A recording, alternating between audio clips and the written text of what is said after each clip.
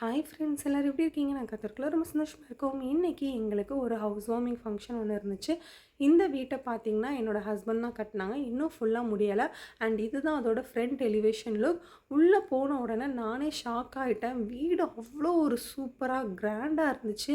And நிறைய கூட்டம் இருந்ததுனால எனக்கு எல்லா இடமும் போய் பார்க்க முடியல. எனக்கு உள்ளெல்லாம் போய் பார்க்க அவ்வளோ ஆசையாக இருந்துச்சு. பொறுமையே இல்லை. சரி நிறைய பேர் இருக்காங்க, நம்ம சாப்பிட்டுட்டு மெதுவாக போடலான்னு சொல்லிட்டு நல்லா பிரியாணிலாம் சாப்பிட்டுட்டு அதுக்கப்புறம் கூட்டம் குறைஞ்சதுக்கப்புறம் எல்லா இடமும் போய் நான் சுற்றி பார்த்துட்டு வந்தேன். அண்ட் வீடு பார்த்திங்கன்னா சின்ன வீடு தான், ஆனால் ரொம்பவே நல்லா பண்ணியிருந்தாங்க. 2 பெட்ரூம் வச்சுருந்தாங்க. அண்ட் மாஸ்டர் பெட்ரூம் பார்த்திங்கன்னா வேறு லெவலில் இருந்துச்சு. ஒவ்வொன்றுமே பார்த்து பார்த்து செலக்ட் பண்ணியிருக்காங்க. கலர் சூஸ் பண்ணுறதா இருக்கட்டும், ஈவன் அந்த ஹேண்டில் கூட அவ்வளோ நல்லா பார்த்து சூஸ் பண்ணியிருந்தாங்க.